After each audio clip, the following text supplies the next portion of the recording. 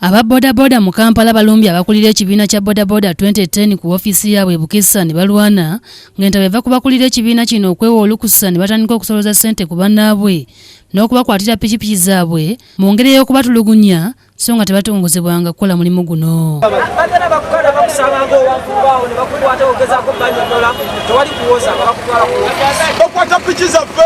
Nebatujjako emitwalo 10, emitwalo 5, mukita tabasalira emitwalo 5 buli division kubanga zatwalira bakama aba bakulu mu poliisi. Era poliisi tuze tuwabe emisango nga tetukolako. Nange bazijjako emitwalo 5. Bakwata amatepe namuga kaje lwachakalanyemu. Bazijjako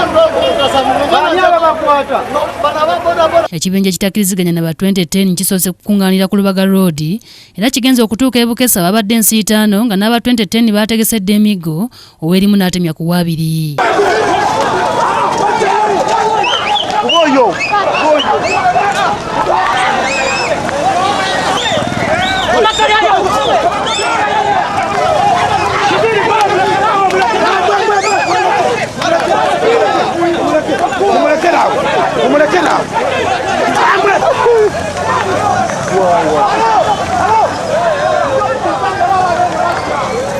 Abavudde Kampala bajjidde ku bijjadde bajje babiri zijengezise nga mukaaga bo tebabuzana kubuuza batandikiddewo kuwagayo bano bebeerubaga bano bebatutawanya batandikirawo kuwa bakira tebakkiriza pikipiki yonna kusimba ku ofiisi eno era ekibinja kivudde ku Lubaga Road bakisindiikiriza ne kiddayo okutuuka ewa Bakuli ku bitaala ne kiziba ekkubo ekisannyalazza entambula y'ebidduka. Poliisi eyitiddwa okukakkanya embeera kyokka bw'etuuse n'esoberwa oluvannyuma lwa buli ludda okugezaako okugimatiza nti lwe lutuufu era awunya ekitundu kyonna okutangira ebikolwa eby'okutwalira amateeka mu ngalo.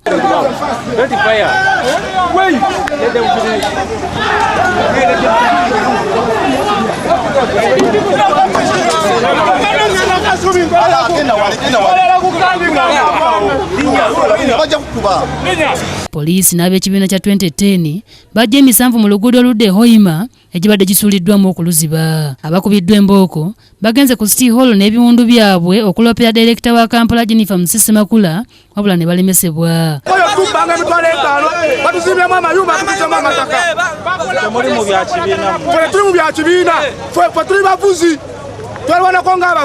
Akulira ebyokwerinda mu bodaboda mu Kampala Lubowa Yusufu annyonnyodde ekiviiriddeko embeera okusajjuka. Ensonga lwaki obwedda baliyo beesumba tugende ku ofisi tugikube. So naffe ne tubeera wano ku ofisi nga tulinze era ono omwana bamukubye.